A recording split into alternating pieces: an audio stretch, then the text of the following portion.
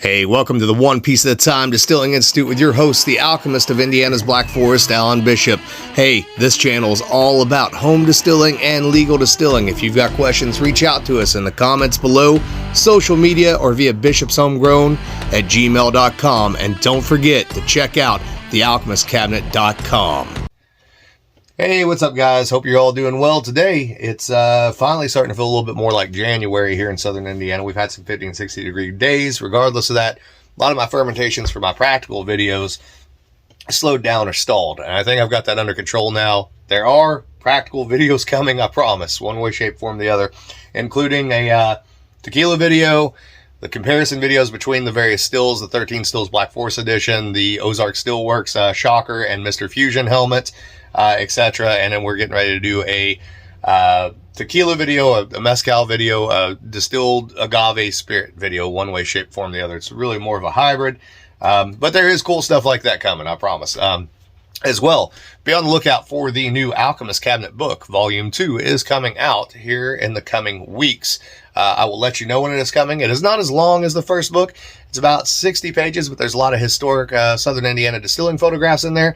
And there are a ton of very involved recipes, particularly with either strange base ingredients and or strange botanical ingredients. If you're into absinthe, you're going to want to have this book. If you're into botanical distillation, you're going to want to have this book. If you're into the philosophy of it, the history of it, you're going to want to have this book. And as always, any of those products that we sell on the alchemistcabinet.com through the warehouse, they go back into this. They go back either into the One Piece at a Time Distilling Institute, or they go back into, if you have Ghost, You Have Everything podcast or paranormal podcast that you can find on Spotify or wherever you get your podcast at. They support myself and my wife and my daughter in all these things that we are trying to do together. So we have another viewer question here today from my buddy Sean Consley. And he says, here's a question for you, Alan. When it comes to adjusting proofs down to a certain level, are distilleries trying to get more revenue out of their barrels by proofing it down?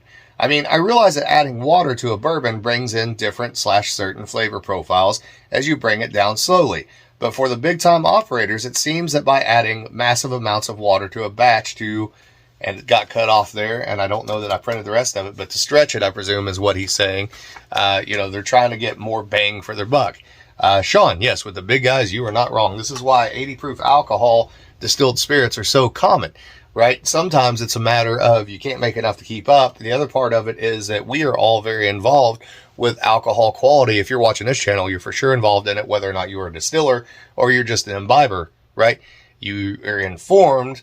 You're diving a little deeper than the common customer. The common customer, 80 proof is fine for them, right? But there's an old saying, in the distilled spirits industry that the whiskey is expensive and water is cheap. So sort of a twofold thing, though, here as well. So a lot of the big distillers, they're going in, let's say if they're doing bourbon, they're going into the barrel at 125 proof, which is the legal maximum you can put bourbon into the barrel. Now, why would they do that when qualitatively, by all accounts, by many accounts, not all accounts, but within the craft distilled industry and the pre-prohibition industry, quite often, although not always, rye whiskey seems to have been an exception to this in a major way in Pennsylvania. Barrel entry proof was closer to 105, or at least by the time it got ready to go out to the stores, hotels, etc. in smaller barrels, it was at 105, because at 105 you have basically destabilized the alcohol. You get micro-oxidization a little bit faster. You're not aging quicker. You're not maturing quicker. You're maturing differently. You're esterifying differently. Water's a better solvent on wood than ethanol is. You're pulling out more from the wood with that lower proof than you would at a higher proof, etc. Right? So why would the big guys stay at 125? Well, it saves them space in warehouses, storing barrels, for one thing. It saves them a ton of money on buying barrels. So there is some practicality behind that, right? So I know that nowadays high proof bourbons are like all the rage, and we all talk hazmat and all that stuff, but the vast majority of consumers are going to buy those spirits at 80 or 90, maybe at 100 proof. So I can't entirely fault a distillery for adding that amount of water to bring down their spirits and stretch them. And in single malt whiskey, this has been common for a very, very long time, because obviously in single malt Scotch whiskey, you're dealing with pot still distilleries that cannot possibly make enough to be able to bottle it at a higher proof, at a 90 or 100 or 110 or overproof, etc. Right?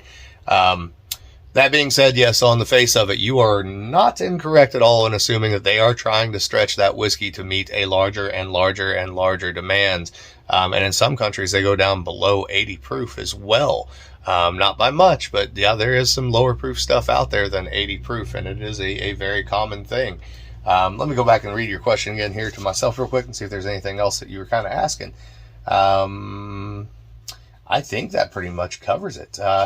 The other part of it is that, you know, even if you're a craft distiller, right, and if you have overproof stuff, like say Lee W. Sinclair 4-grain bourbon, 60% corn, 17 wheat, 13 oats, 10% caramel malt, my sort of flagship racehorse at my distillery, right? Even if it comes out of the barrel at 114, we probably could get away with being nothing but a single barrel distillery and selling a single barrel expression every time of every product we have at this point.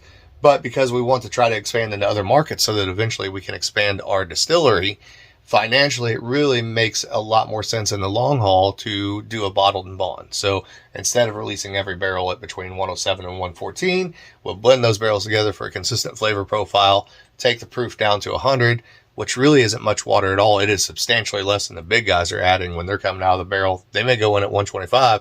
They may come out at 130 something, right? That's pretty common depending on what they're evaporating, water or ethanol. So for us financially over the long haul, trying to expand into new markets, keep our quality up with what we have, right? It makes more sense to keep that proof. That was not a ghost. That was my dog walking through the door, just so everyone is aware. So, because I know you didn't see it. Anyways, I think that's the answer to your question. If you guys have any questions, all reach out to me, bishopshomegrown@gmail.com, alchemistcabinet.com. Go to the Warehouse 1 on the alchemistcabinet.com and buy our stuff, our shirts, our stickers, our whatever we have on there, DVDs, the book, etc. New book coming very shortly. And I hope you all have a great day. Love you. Later.